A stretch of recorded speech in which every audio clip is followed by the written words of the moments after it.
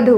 So friends, आज इस video में हम क्लास 10 साइंस का chapter number 6 which is life processes के 15 सबसे इंपॉर्टेंट क्वेश्चंस के बारे में डिस्कस करेंगे। फ्रेंड्स, ये आपकी बायोलॉजी का चैप्टर नंबर 1 है एंड ये बहुत ही इंपॉर्टेंट चैप्टर है। लाइफ प्रोसेसेस का मैंने फुल एक्सप्लेनेशन का वीडियो ऑलरेडी अपलोड किया हुआ है। मैंने पूरे चैप्टर को अच्छे से आपको एक्सप्लेन किया है, सभी टॉपिक को अच्छे से समझाया है। आज इस वीडियो में हम लाइफ प्रोसेसेस के 15 सबसे इंपॉर्टेंट क्वेश्चंस के बारे में डिस्कस करेंगे, क्योंकि फ्रेंड्स मैं पिछले साल खुद 10th क्लास में थी। मैंने खुद ये देखा कि चैप्टर के बीच में से कैसे क्वेश्चंस पूछे जाते हैं, तो मैंने अपने एक्सपीरियंस के बेसिस पर आपके लिए 15 सबसे इंपॉर्टेंट क्वेश्चन सिलेक्ट किए हैं from the chapter life processes. ठीक है, सो फ्रेंड्स टोटल 15 क्वेश्चंस हैं। तो सबसे पहले 5 हम ऑब्जेक्टिव क्वेश्चंस करेंगे, 5 ऑब्जेक्टिव क्वेश्चंस करेंगे, फिर 5 क्वेश्चंस हम शॉर्ट आंसर टाइप क्वेश्चंस करेंगे, फिर हम 3 लॉन्ग आंसर टाइप क्वेश्चन करेंगे एंड देन लास्ट में 2 हम केस बेस्ड क्वेश्चंस करेंगे। ठीक है, बिकॉज ये सारे टाइप के क्वेश्चंस आपके एग्जाम में पूछे जाएंगे, सो हर एक टाइप के क्वेश्चंस हम सॉल्व करेंगे। So let's start with the objective type questions. Objective type questions जो कि 1 मार्क के होते हैं, जिनमें आपको ऑप्शंस दी जाती हैं। ठीक है, सो the first question is if salivary amylase is lacking in the saliva, which of the following events in the mouth cavity will be affected? अगर हमारे सलाइवा में, हमें पता है कि हमारे माउथ में क्या होती है, सलाइवरी ग्लैंड्स होती हैं जो कि सलाइवा सिक्रीट करती हैं, एंड हमारे सलाइवा में क्या होता है, एक एंजाइम होता है जिसका नाम होता है सलाइवरी अमाइलेज। एंड ये सलाइवरी अमाइलेज अगर हमारे सलाइवा में नहीं होगा तो क्या फर्क पड़ेगा हमारी माउथ कैविटी में, व्हाट विल बी अफेक्टेड, क्या एक्टिविटी अफेक्ट होगी हमारे माउथ कैविटी में। First option is proteins breaking down into amino acids. अगर हमारे सलाइवा में सलाइवरी अमाइलेज नहीं होगा तो क्या प्रोटीन ब्रेक डाउन नहीं होगा एमिनो एसिड्स में, ये फर्स्ट ऑप्शन है। सेकेंड ऑप्शन है starch breaking down into sugars, जो स्टार्च है वो शुगर में ब्रेक डाउन नहीं होगा। Third option is fats breaking down into fatty acids and glycerol, जो फैट है वो फैटी एसिड एंड ग्लिसरॉयल में नहीं ब्रेक डाउन होगा। Then D option is the absorption of vitamins, vitamins का एब्जॉर्प्शन नहीं होगा अगर हमारे सलाइवा में सलाइवरी अमाइलेज नाम का एंजाइम नहीं है। सो which of the following events will be affected in our mouth cavity? So the correct answer is option number B, starch breaking down into sugars। हमें पता है कि सलाइवरी अमाइलेज क्या करता है, स्टार्च को, कार्बोहाइड्रेट को ब्रेक डाउन करता है सिंपल शुगर्स में, एंड अगर सलाइवरी अमाइलेज नहीं होगा तो क्या होगा, जो स्टार्च है वो शुगर्स में ब्रेक डाउन होगा ही नहीं। तो ये एक्टिविटी, ये इवेंट अफेक्ट होगा if the salivary amylase is not present in our saliva. Simple. तो यहाँ से ये क्वेश्चन है आपका 1 मार्क का। तो देखो, आपको ना सारे एंजाइम के फंक्शंस पता होने चाहिए कि जो जो एंजाइम्स हैं वो कहाँ कहाँ प्रेजेंट होते हैं। जैसे सलाइवरी अमाइलेज हमारे माउथ में प्रेजेंट होता है, सलाइवा में होता है, एंड सलाइवा हमारे माउथ में होता है। देन कौन से ग्लैंड्स कहाँ पर प्रेजेंट हैं, वो कौन से एंजाइम सिक्रीट करते हैं, एंड वो उन एंजाइम्स का क्या फंक्शन है, ये आपको पूरा अच्छे से क्लियर होना चाहिए ह्यूमन एलिमेंट्री कैनाल में। ठीक है, तो ये था फर्स्ट क्वेश्चन। सेकंड क्वेश्चन है which one of the following statements is correct about the human circulatory system.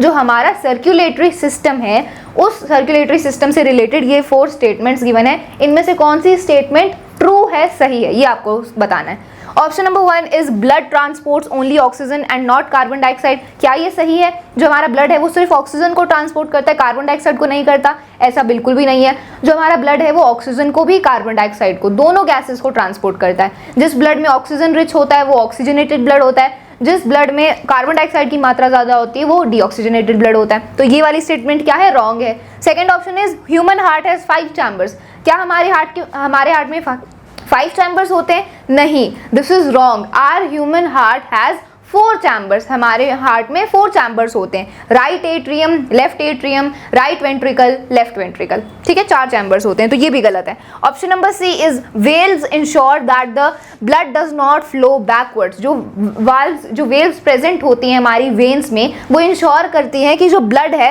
वो पीछे की तरफ बैकवर्ड फ्लो नहीं कर रहा है। क्या ये सही है? Obviously it is true.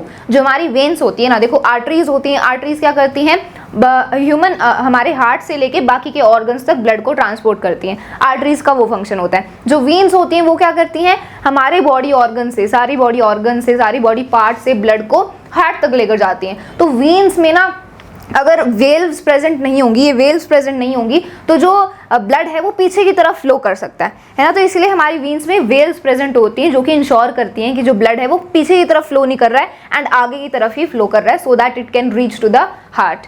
ठीक है, तो ये सी वाली स्टेटमेंट सही है। डी ऑप्शन क्या है, both oxygen rich and oxygen deficient blood gets mixed in the heart. ये स्टेटमेंट ऑब्वियसली रॉन्ग है। जिस ब्लड में ऑक्सीजन प्रेजेंट होता है, जो ऑक्सीजन रिच ब्लड है, एंड वो ब्लड जिसमें ऑक्सीजन नहीं है, मतलब डीऑक्सीजनेटेड ब्लड, ये दोनों क्या मिक्स होते हैं हमारे हार्ट में? बिल्कुल भी मिक्स नहीं होते हैं। जो ऑक्सीजनेटेड एंड डीऑक्सीजनेटेड ब्लड होते हैं वो हमारे हार्ट में सेपरेटली फ्लो करते हैं, so they do not get mix. तो ये ऑप्शन नंबर डी रॉन्ग है and the correct answer is option number C. ये वाली स्टेटमेंट करेक्ट है हमारे ह्यूमन सर्कुलेटरी सिस्टम से रिलेटेड। ठीक है, तो ये था क्वेश्चन नंबर 2। क्वेश्चन नंबर 3 है, observe the diagram of an activity given, what does it help to conclude when the person exhales into the test tube. ठीक है, तो देखो यहाँ पर ये आपको डायग्राम गिवन है एंड ये जो डायग्राम है ना, ये आपकी एनसीईआरटी में भी गिवन है। Wait a minute. तो यहाँ पर आप देख सकते हो कि इस डायग्राम में ये जो इंसान है ये क्या कर रहा है, ट्यूब से हवा उसके यहाँ पर टेस्ट ट्यूब के अंदर फूक एक्सहेल कर रहा है, हवा को एक्सहेल कर रहा है टेस्ट ट्यूब के अंदर थ्रू दिस पाइप। ठीक है, ये ट्यूब है एंड ये टेस्ट ट्यूब है, इसके अंदर क्या है, लाइम वाटर है एंड ये पर्सन क्या कर रहा है, हवा को, एयर को एक्सहेल कर रहा है in this test tube into the lime water. तो इस डायग्राम से हम क्या कंक्लूड कर सकते हैं, ये हमसे यहाँ पर पूछा गया है। तो ऑप्शंस गिवन है, option number A is percentage of carbon dioxide is more in inhaled air. तो देखो आपको ये स्टेटमेंट्स पढ़नी है, ये ऑप्शंस पढ़ने हैं, इनमें से जो सा सही है वो आपको करेक्ट उसको टिक कर देना है। ठीक है, so percentage of carbon dioxide is more in inhaled air. Inhaled air में कार्बन डाइऑक्साइड की परसेंटेज ज्यादा होती है? नहीं, इट इज रॉन्ग। जब हम एयर को इनहेल करते हैं तो उसमें ऑक्सीजन की परसेंटेज ज्यादा होती है। ठीक है, एंड जब एयर को हम एक्सहेल करते हैं तब उसमें कार्बन डाइऑक्साइड की परसेंटेज ज्यादा होती है। सो ए इज रॉन्ग। बी ऑप्शन है, fermentation occurs in the presence of oxygen.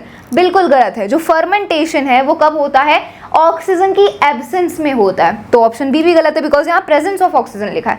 Fermentation क्या होता है, ये एक टाइप की एनाएरोबिक रेस्पिरेशन है एंड ये ऑक्सीजन के एब्सेंस में होता है। So option number B is wrong. Option number C है, percentage of carbon dioxide is more in the exhaled air. Obviously option number C is the correct answer because ये सही है। जो कार्बन डाइऑक्साइड की percentage है वो exhaled air में ज्यादा होती है, जैसे कि अभी मैंने आपको बताया। एक्सहेल्ड एयर में कार्बन डाइऑक्साइड ज्यादा होता है एंड इनहेल्ड एयर में ऑक्सीजन ज्यादा होता है। ठीक है, option number D is fermentation occurs in the presence of carbon dioxide. ये भी गलत है। फर्मेंटेशन ऑक्सीजन की एब्सेंस में होती है। So option number D is also wrong. तो option number C is the correct answer, that percentage of carbon dioxide is more in the exhaled air. ठीक है, अब आगे मूव ऑन करते हैं क्वेश्चन नंबर 4 की तरफ। So most of the digestion and absorption of the food takes place in the absorption of the food takes place in the. तो हमें बताना है कि ज्यादातर जो फूड का डाइजेशन एंड एब्जॉर्प्शन है वो कहाँ पर होता है, एलिमेंट्री कैनाल के कौन से पार्ट में होता है। फर्स्ट ऑप्शन है स्मॉल इंटेस्टाइन, सेकंड है लिवर, स्टमक या लार्ज इंटेस्टाइन। तो कहाँ पर सबसे ज्यादा मोस्ट ऑफ द फूड का डाइजेशन एंड एब्जॉर्प्शन कहाँ पर होता है? तो हमें पता है the correct answer is option number A, small intestine. Small intestine को साइट ऑफ कंप्लीट डाइजेशन भी बोलते हैं। क्यों? बिकॉज स्मॉल इंटेस्टाइन में ही जो हमारा फूड होता है वो पूरा मतलब ऑलमोस्ट पूरा डाइजेस्ट एंड अब्जॉर्ब हो चुका होता है। ठीक है, देखो क्या होता है, स्मॉल इंटेस्टाइन में लिवर से भी सिक्रीशन आता है, पैनक्रियास से भी सिक्रीशन आता है एंड देन लिवर जो स्मॉल इंटेस्टाइन है उसमें भी कुछ एंजाइम सिक्रीट होते हैं। तो फिर वो जो भी सिक्रीशंस आती हैं लिवर से, पैनक्रियास से, तो फिर उससे डाइजेशन होता है एंड एब्जॉर्प्शन होता है स्मॉल इंटेस्टाइन में। ठीक है, एंड स्मॉल इंटेस्टाइन में हेयर लाइक स्ट्रक्चर्स भी प्रेजेंट होते हैं जिनको विलाई बोला जाता है एंड वो क्या करते हैं, वो जो भी जो भी हमारे लिए यूजफुल मटेरियल होता है फूड में, जैसे कि जो भी विटामिन है, मिनरल्स हैं, उनको एब्जॉर्ब करते हैं। ठीक है, so that's why small intestine is also known as the site of complete digestion and इसका आंसर है ऑप्शन नंबर ए। तो most of the digestion and absorption of food होता है स्मॉल इंटेस्टाइन में। ठीक है, अब आगे मूव ऑन करते हैं। Now let's do the question number 5। तो क्वेश्चन नंबर 5 है, which is the correct sequence of air passage during inhalation. तो जब हम एयर को इनहेल करते हैं तो एयर का जो पैसेज है वो उसका हमें करेक्ट सीक्वेंस यहाँ पर बताना है। ठीक है, करेक्ट सीक्वेंस कि कैसे कैसे एयर पास होते हुए हमारे पूरे पासेज से फिर लंग्स में जाती है। तो पूरे पैसेज को हमें यहाँ पर उसका सही सीक्वेंस बताना है। ऑप्शन नंबर ए है नॉस्ट्रिल्स, फिर लैरिंगैक्स, फेरिंगैक्स, ट्रैकिया, लंग्स। देखो यहाँ पर ये रॉन्ग है, ऑप्शन नंबर ए रॉन्ग है। क्यों? देखो सबसे पहले नॉस्ट्रिल्स आती हैं, ये तो सही है। लेकिन नॉस्ट्रल्स के बाद आता है फेरिन्याक्स, फेरिन्याक्स आता है, उसके बाद लैरिन्याक्स होता है। लैरिन्याक्स क्या है? ये हमारा वॉइस बॉक्स होता है, ठीक है। तो सबसे पहले फेरिन्याक्स आता है, फिर लैरिन्याक्स आता है, उसके बाद आता है ट्रैकिया एंड देन लंग्स। तो ये ऑप्शन नंबर ए रॉन्ग हो गया। ऑप्शन नंबर बी है नेसल पैसेज, ट्रैकिया, फेरिन्याक्स, लैरिन्याक्स, एल्वियोली। तो यहाँ पर ये भी रॉन्ग है, बिकॉज देखो ये नेसल पैसेज ये एक ही वर्ड है। सबसे पहले नेसल पैसेज, फिर ट्रैकिया कैसे आएगा? ट्रैकिया तो फेरिन्याक्स एंड लैरिन्याक्स के बाद में आता है। ट्रैकिया क्या होती है? विंड पाइप होती है। सो ट्रैकिया तो इन दोनों के बाद में आएगा। सो ये ऑप्शन नंबर बी भी रॉन्ग हो गया। ऑप्शन नंबर सी देखते हैं, लैरिन्याक्स, नॉस्ट्रिल्स, यहीं पर गलत हो गया। सबसे पहले तो नॉस्ट्रिल्स ही आएगा ना, लैरिन्याक्स कैसे आ सकता है? So option number C is also wrong. तो ऑप्शन नंबर डी करेक्ट है। कैसे? देखो सबसे पहले नॉस्ट्रिल्स, फिर उसके बाद फेरिन्याक्स, उसके बाद larynx which is our voice box, फिर उसके बाद ट्रैकिया जो हमारी विंड पाइप है, and then alveoli, finally alveoli जहां पर गैसेस का एक्सचेंज होता है ब्लड में से, ठीक है। तो ये करेक्ट सीक्वेंस है। So the correct answer is option number D. तो ये सीक्वेंस आपको पता होना चाहिए। सीक्वेंस कैसे पता होगा? जब आप डायग्राम्स को अच्छे से देखोगे। आपके चैप्टर में जो भी डायग्राम्स हैं, जैसे ह्यूमन रेस्पिरेटरी सिस्टम का डायग्राम है, एलिमेंट्री कैनाल का डायग्राम है, स्टोमाटा का डायग्राम है, so there are diagrams in the NCERT. So सारे डायग्राम्स को अच्छे से समझो कि एक के बाद सीक्वेंस क्या है उनका, जो ऑर्गन्स है उनका सीक्वेंस क्या है, ठीक है। एंड लेबलिंग आपको पता होनी चाहिए, बिकॉज डायग्राम्स भी आते हैं साइंस में, okay. So this was the question number 5। अब हम बात करेंगे शॉर्ट आंसर क्वेश्चंस के बारे में। हमने 5 ऑब्जेक्टिव क्वेश्चंस कर लिए, अब हम 5 शॉर्ट आंसर टाइप क्वेश्चन करेंगे। Then we will do long answer type question, then we will do case based question, ठीक है। तो फर्स्ट शॉर्ट आंसर क्वेश्चन है, write 3 types of blood vessels, give 1 important feature of each. तो हमें 3 type of blood vessels के बारे में बताना है। ब्लड वेसल्स 3 टाइप की होती हैं, तो हमें उनके नेम बताने हैं, एंड उन तीनों ब्लड वेसल्स का हमें एक एक फंक्शन भी बताना है, okay. So 3 kinds of blood vessels. Blood vessels are of 3 kinds, arteries, veins and capillaries. Arteries होती हैं, वेन्स होती हैं, एंड कैपिलरीज होती हैं। अब इन तीनों के हम एक एक फंक्शन के बारे में बात करते हैं। सो आर्टरीज का फंक्शन है, these carry oxygenated blood from the heart to different organs. तो आर्टरीज क्या करती हैं? आर्टरीज ऑक्सीजनेटेड ब्लड को, मतलब जिस ब्लड में ऑक्सीजन ज्यादा होता है, ऑक्सीजन रिच ब्लड, उसे ऑक्सीजनेटेड ब्लड बोलते हैं। तो आर्टरीज ऑक्सीजनेटेड ब्लड को हार्ट से और दूसरे ऑर्गन्स तक पहुंचाती हैं, ट्रांसफर करती हैं, ठीक है। बिकॉज हार्ट के पास लंग से ऑक्सीजनेटेड ब्लड आता है, एंड देन हार्ट पंप करता है उस ऑक्सीजनेटेड ब्लड को थ्रू आउट द बॉडी, ठीक है। सो अब उस ऑक्सीजनेटेड ब्लड को हार्ट से पहुंचाता कौन है और दूसरे डिफरेंट ऑर्गन्स तक?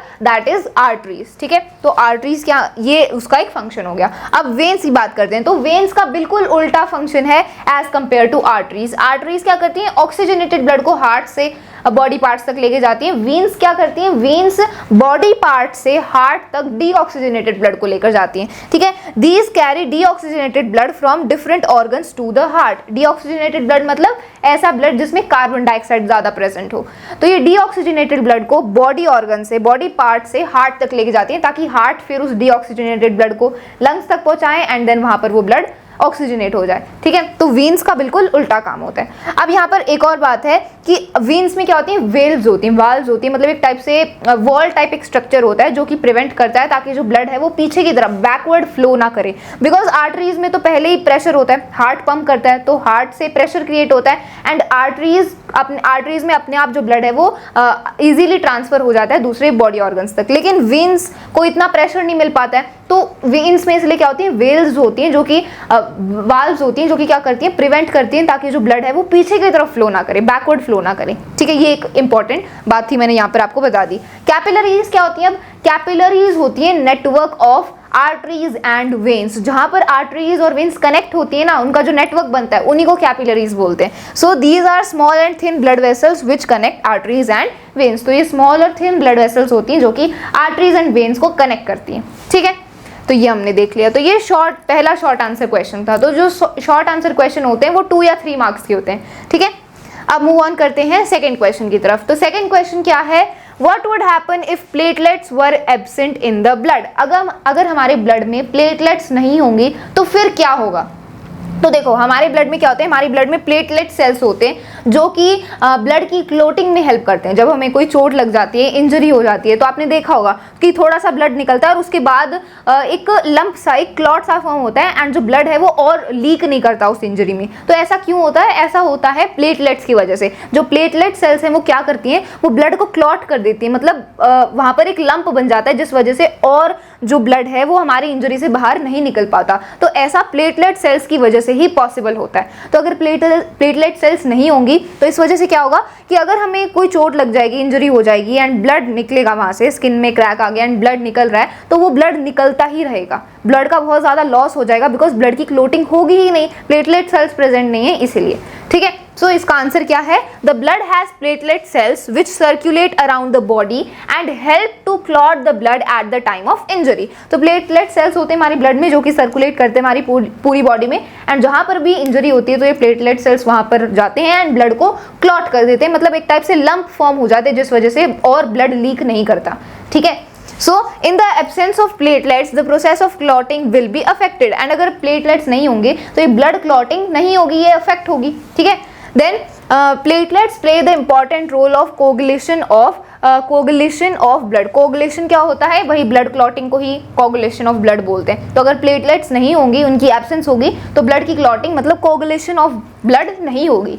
ठीक है, no blood coagulation would take place in the absence of platelets. This would be a dangerous situation in case of an injury as it would result in excessive blood loss and can even prove lethal for the person. And even ये deadly हो सकता है अगर platelets नहीं होंगे, because platelets नहीं होंगी तो blood का काफी excessive loss होगा, because blood clot हो ही नहीं रहा है तो blood निकलता रहेगा ना, and इस वजह से person की death भी हो सकती है। So platelet cells are very very important। ठीक है, तो ये हमारा second question था। It is a very very important question। अब बात करते हैं थर्ड क्वेश्चन के बारे में। So third question is explain the process of aerobic respiration in mitochondria of a cell and anaerobic respiration in the yeast and muscle with the help of word equations. तो हमें क्या बताना है? हमें aerobic respiration का process बताना है mitochondria में, सेल का जो माइटोकॉन्ड्रिया होता है उसमें हमें एरोबिक रेस्पिरेशन का प्रोसेस बताना है, हमें एनारोबिक रेस्पिरेशन बतानी है ईस्ट में, एंड हमें मसल में भी एनारोबिक रेस्पिरेशन बतानी है with the help of word equation. तो वर्ड इक्वेशन क्या है? जब हम ऐसे वर्ड की फॉर्म में इक्वेशन बनाते हैं, दैट इज वर्ड इक्वेशन। ठीक है, तो देखो ये आपकी एनसीईआरटी में आपको ये पाथवे गिवन था, that how the glucose is break down and the energy is release. तो ये वाला जो पूरा आपका ये डायग्राम है, ये पूरी जो वर्ड इक्वेशन है, ये आपको इस आंसर में लिखनी होगी। ठीक है, तो देखो सबसे पहले ग्लूकोज होता है, ग्लूकोज 6 कार्बन मॉलिक्यूल होता है। तो साइटोप्लाज्म में सबसे पहले क्या होता है? ये 6 कार्बन मॉलिक्यूल 3 कार्बन मॉलिक्यूल में ब्रेक डाउन होता है। ठीक है, उसको बोलते हैं पायरुवेट। पायरुवेट होता है 3 कार्बन मॉलिक्यूल एंड साथ ही साथ एनर्जी भी रिलीज होती है, एंड ये होता है साइटोप्लाज्म में।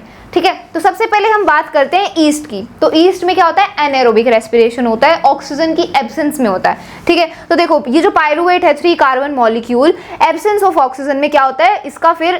इसमें प्रोडक्ट क्रिएट होता है ethanol which is 2 carbon molecule, and साथ ही साथ कार्बन डाइऑक्साइड रिलीज होती है एंड एनर्जी भी रिलीज होती है। तो ये ईस्ट में होता है। ठीक है, ईस्ट क्या है? एक बैक्टीरिया है, it is a bacteria, and इसमें एनारोबिक रेस्पिरेशन होती है, ऑक्सीजन के एब्सेंस में होता है। तो ये जो पायरुवेट है, फिर इससे क्या बनता है? इथेनॉल बनता है which is 2 carbon molecule, carbon dioxide and energy release होती है। तो ईस्ट के केस में हमने देख लिया।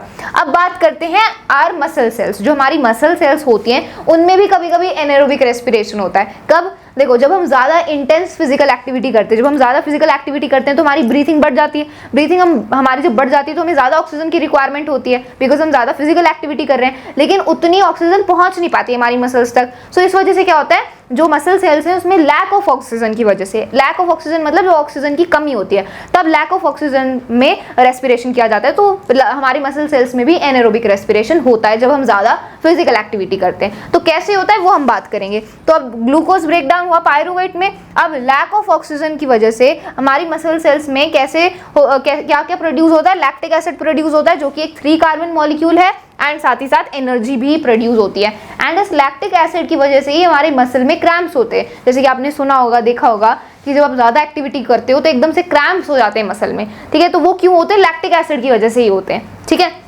तो हमारे मसल सेल्स में भी लैक ऑफ ऑक्सीजन की वजह से एनाएरोबिक रेस्पिरेशन होती है एंड उसकी वजह से क्या बनता है, lactic acid and energy release होती है।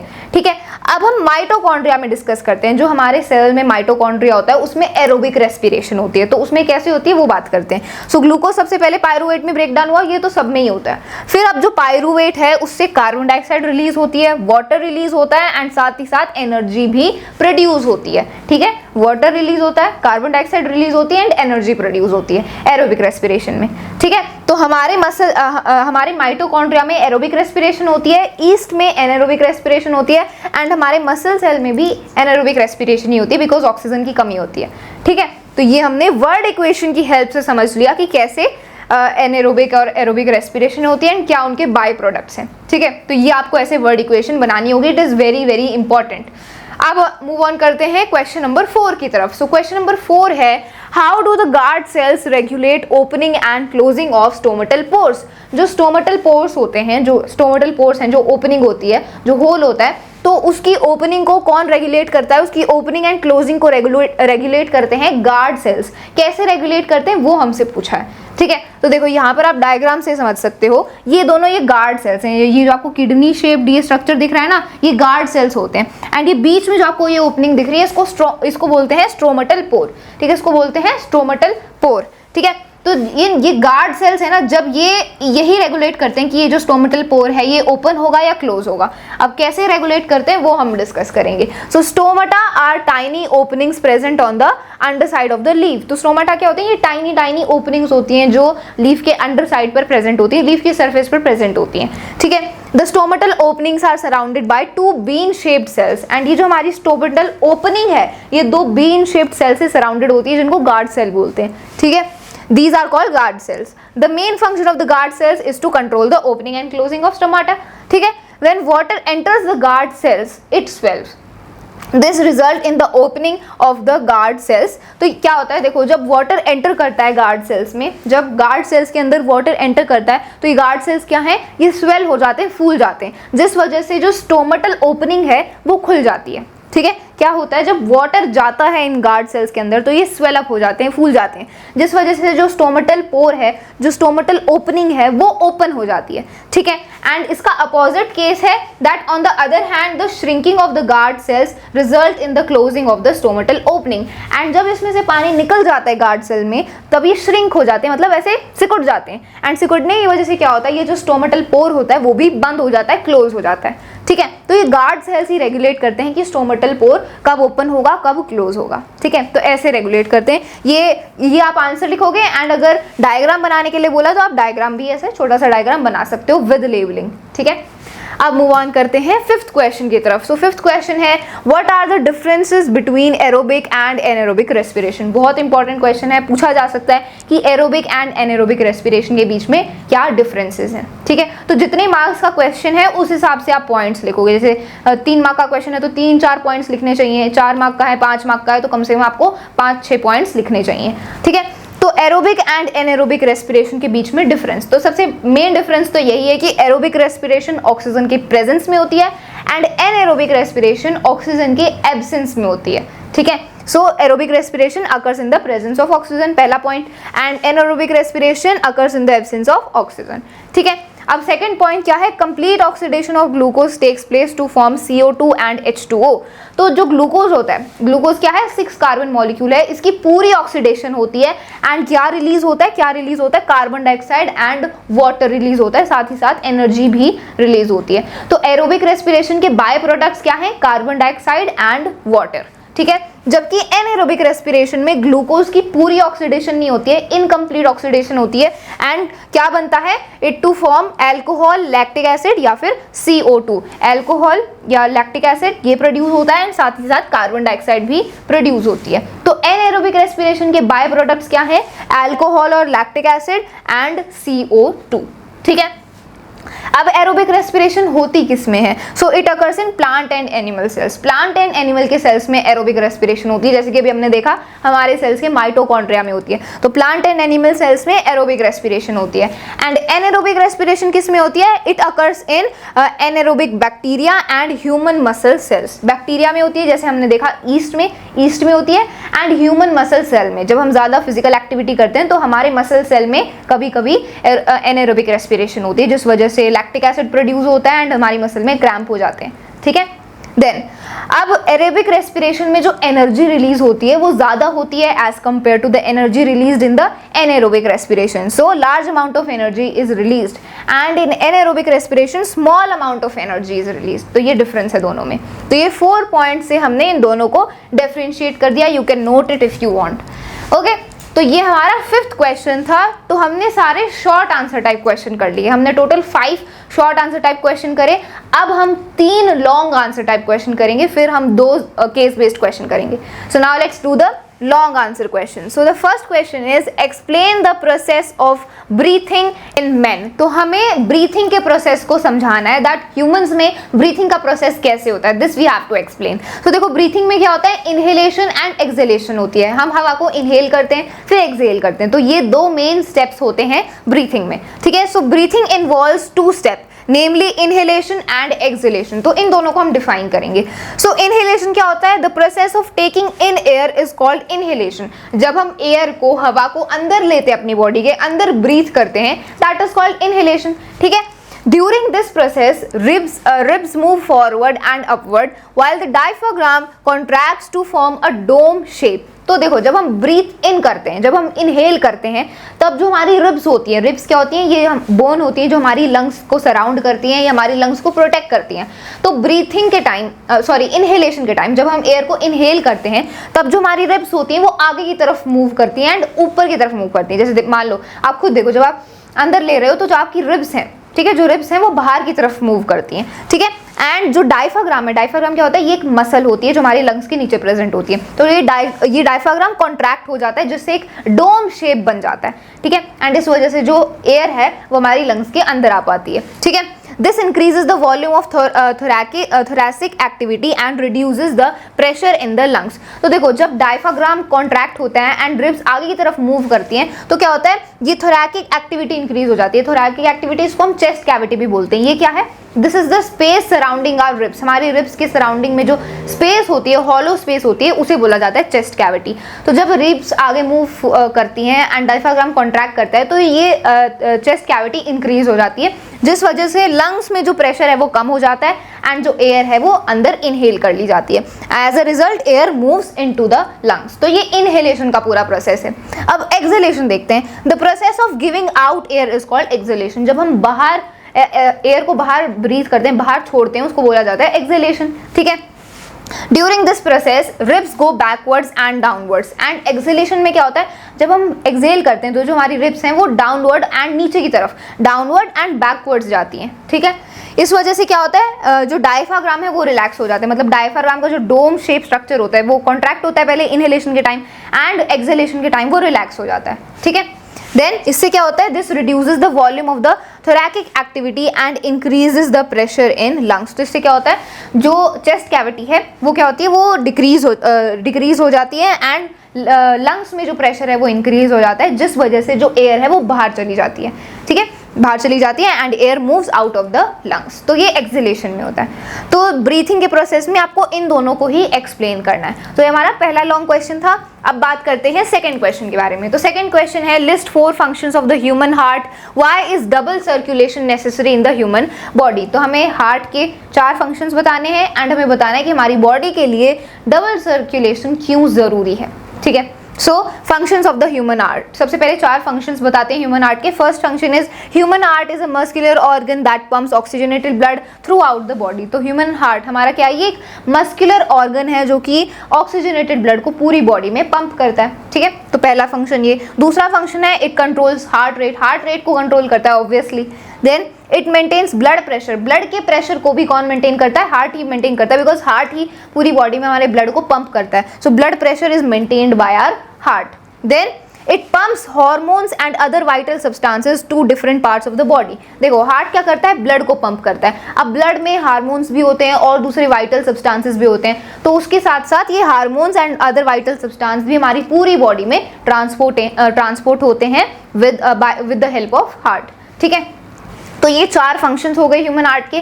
फिर हमसे पूछा है कि डबल सर्कुलेशन क्यों नेसेसरी है हमारी बॉडी में। डबल सर्कुलेशन होती क्या है, देखो हमारे ह्यूमन हार्ट में जो ब्लड होता है ना वो 2 बार गुजर के जाता है। देखो 2 बार सर्कुलेट होता है हमारी बॉडी में ब्लड, एक बार ऑक्सीजनेटेड ब्लड, एक बार डीऑक्सीजनेटेड ब्लड, तो इसी को बोला जाता है डबल सर्कुलेशन। तो अब ये डबल सर्कुलेशन क्यों नेसेसरी है? So double circulation is necessary as the separation of oxygenated and deoxygenated blood allows a more efficient supply of oxygen to body cells as mammals have high energy needs। तो double circulation necessary है because जो mammals होते हैं जैसे कि birds हो गए, human beings हो गए, मैमल्स को ज़्यादा एनर्जी की रिक्वायरमेंट होती है। ठीक है, एंड डबल सर्कुलेशन की वजह से जो ऑक्सीजनेटेड एंड डीऑक्सीजनेटेड ब्लड होता है वो सेपरेट हो जाता है। उसके सेपरेट होने की वजह से ऑक्सीजन एफिशिएंटली प्रोवाइड हो जाता है मसल सेल्स को। ठीक है, बॉडी सेल्स को जो ऑक्सीजन है वो एफिशिएंटली सप्लाई होता है डीऑक्सीजनेटेड एंड ऑक्सीजनेटेड ब्लड की सेपरेशन की वजह से। एंड ये कैसे होता है? डबल सर्कुलेशन की वजह से ही होता है। So that's why double circulation is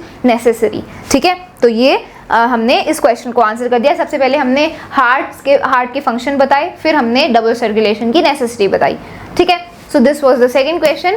third question है what are the components of the transport system in human beings, what are the functions of these components। तो हमारे human being में जो transport system है वो क्या है, ठीक है, उसके components क्या है and इन components के function क्या है। transport system मतलब एक टाइप से हमारा circulatory system, हमारे circulatory system के क्या components हैं, उनके क्या क्या functions हैं, ये हमसे पूछा है। very important question। so the main components of the transport system in human beings are the heart, blood and blood vessels. तो ये 3 मेन कंपोनेंट्स हैं हमारे ट्रांसपोर्ट सिस्टम के। सबसे पहले हार्ट ही तो पंप करता है पूरे ब्लड को हमारी पूरी बॉडी में। ठीक है, हार्ट हो गया, फिर ब्लड हो गया, ब्लड पूरी बॉडी में पंप होता है। ऑब्वियसली ब्लड भी क्या है, ट्रांसपोर्ट सिस्टम का कंपोनेंट है। And then blood vessels, blood को कौन कैरी करता है पूरी बॉडी में, कौन ट्रांसपोर्ट करता है, ब्लड वेसल्स करती हैं। तो ये तीनों कंपोनेंट्स हैं हमारे ह्यूमन ट्रांसपोर्ट सिस्टम के। अब इनके फंक्शन के बारे में डिस्कस कर लेते हैं। तो सबसे पहले heart, the heart pumps oxygenated blood throughout the body, it receives deoxygenated blood from the various body parts and sends this impure blood to the lungs for oxygenated। तो हार्ट क्या करता है, सबसे पहले ऑक्सीजनेटेड ब्लड को, जिसमें oxygen है, उसको पूरी बॉडी में पंप करता है। And then various body part से डीऑक्सीजनेटेड ब्लड हार्ट को मिलता है, फिर उस डीऑक्सीजनेटेड ब्लड को हार्ट क्या करता है, लंग्स के पास भेज देता है ताकि वो ऑक्सीजनेट हो जाए, प्योरीफाई हो जाए। ठीक है, एक टाइप से। तो ये हार्ट का फंक्शन है, डीऑक्सीजनेटेड एंड ऑक्सीजनेटेड ब्लड को ट्रांसफर करना। ठीक है, अब ब्लड की बात करते हैं। So being a fluid connective tissue, blood helps in the transport of oxygen, nutrients, CO2 and nitrogenous waste. तो ब्लड क्या है, ये एक फ्लूइड कनेक्टिव टिश्यू है, बिकॉज ऑब्वियसली ब्लड क्या होता है, एक फ्लूइड होता है, लिक्विड होता है। तो ये फ्लूइड कनेक्टिव टिश्यू है एंड ब्लड क्या करता है, oxygen, carbon dioxide, nutrients and nitrogenous waste के ट्रांसपोर्ट में मदद करता है। बिकॉज जो भी ये गैसेज हैं, ऑक्सीजन, कार्बन डाइऑक्साइड, ये कैसे ट्रांसपोर्ट होंगे हमारी पूरी बॉडी में, ब्लड के थ्रू ही तो ट्रांसपोर्ट होती हैं। ब्लड में डिसॉल्व हो जाती हैं गैसेज एंड न्यूट्रिएंट्स, जितने भी नाइट्रोजनस वेस्ट हैं, एंड देन ब्लड के थ्रू ट्रांसपोर्ट होते हैं पूरी बॉडी में।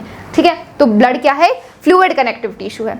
अब बात करते हैं ब्लड वेसल्स की। ब्लड वेसल्स क्या करती हैं, ब्लड वेसल्स ब्लड को कैरी करती हैं पूरी बॉडी में। ठीक है, ब्लड वेसल्स भी 3 टाइप की होती है, हम डिस्कस कर चुके हैं, arteries, veins and capillaries. So blood vessels, arteries, veins and capillaries carry blood either way from the heart to various organs or from various organs back to the heart। तो ये blood vessels क्या करती हैं, heart से body organs तक blood को transport करती हैं एंड बॉडी ऑर्गन से भी हार्ट तक ब्लड को ट्रांसपोर्ट करती हैं। तो ये ब्लड वेसल्स का फंक्शन है। तो ये तीनों ट्रांसपोर्ट सिस्टम के हमारे कंपोनेंट्स हैं एंड उनके फंक्शन के बारे में भी हमने डिस्कस कर लिया।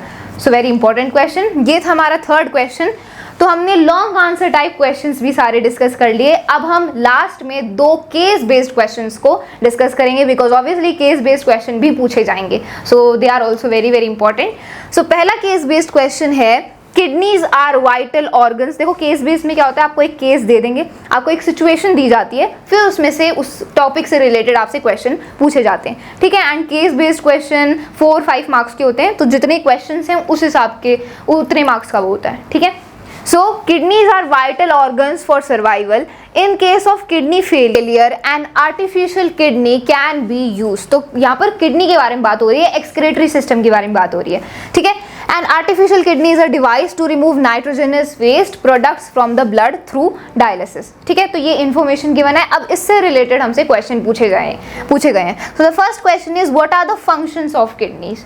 फिर हमसे पूछा है name the filtration units present in the kidneys. Then what is the excretory product removed by kidneys from blood and name two substances which are selectively reabsorbed from nephric filtrate into the blood। तो अब इनको हम answer करेंगे।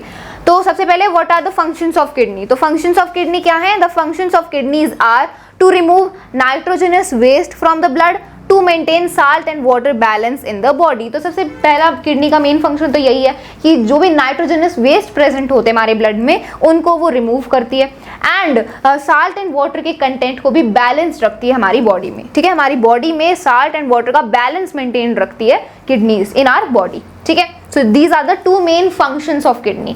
फिर हमसे पूछा है name the filtration units. तो फिल्ट्रेशन यूनिट क्या होती है? That are nephrons. हमारी किडनी में फिल्ट्रेशन यूनिट प्रेजेंट होती है जिनको नेफ्रॉन्स बोलते हैं, जो कि ब्लड को फिल्टर करती हैं। ठीक है, एक टाइप से। एंड एक किडनीज में मिलियंस ऑफ नेफ्रॉन्स प्रेजेंट होती हैं बिकॉज ये बहुत छोटी होती हैं। The filtration unit present in the kidneys are nephrons. Very important. ठीक है, ये 1 मार्क क्वेश्चन पूछा जा सकता है, इंडिविजुअली भी पूछा जा सकता है। देन आगे पूछा था what is the excretory product removed by kidneys from blood.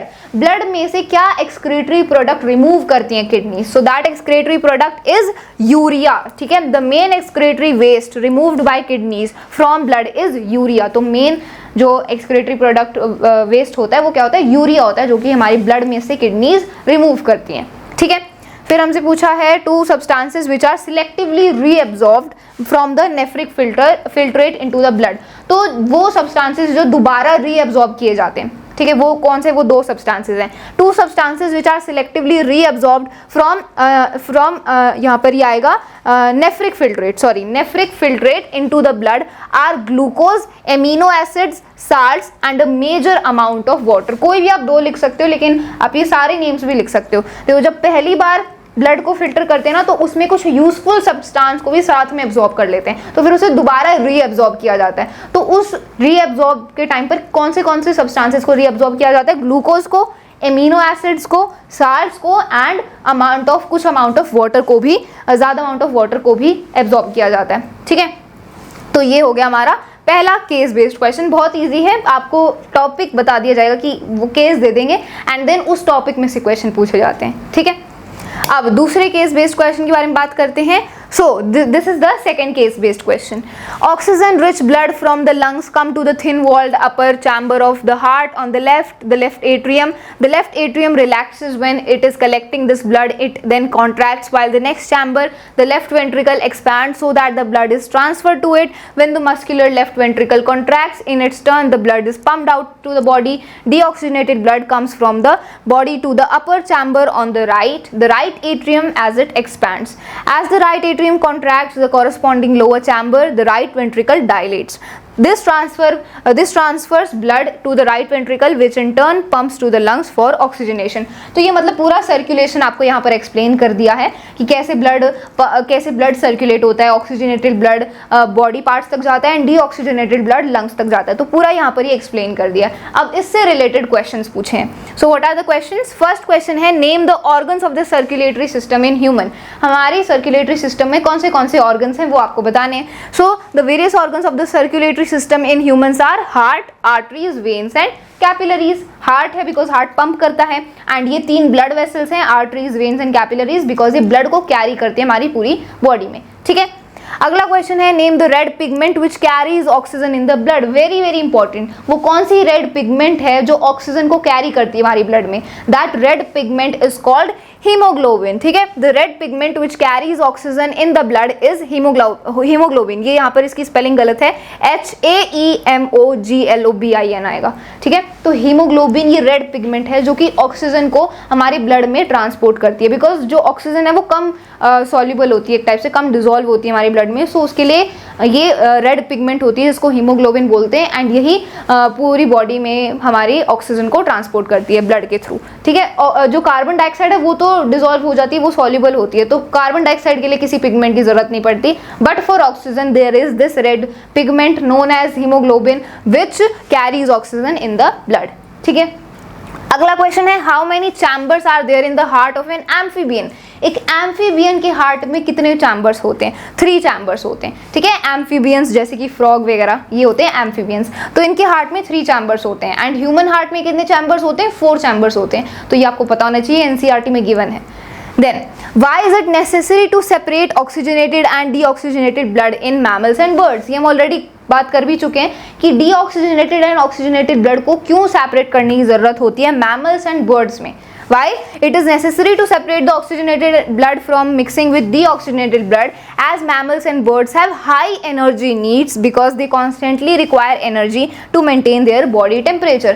अपने body temperature को maintain करने के लिए उनको काफ़ी energy की requirement होती है, energy की requirement होती है, high energy needs होती हैं। इस वजह से deoxygenated and oxygenated blood को separate करने की ज़रूरत होती है birds and mammals में। and इसी वजह से हमारी body में double circulation होती है। वो इसीलिए होती है ताकि oxygenated and deoxygenated blood separated रहे एंड जो ऑक्सीजन है उसको एफिशिएंटली प्रोवाइड किया जा सके बॉडी सेल्स तक एंड एनर्जी की रिक्वायरमेंट मीट करें and they can maintain their body temperature through it. ठीक है, तो ये था हमारा सेकेंड केस बेस्ड क्वेश्चन।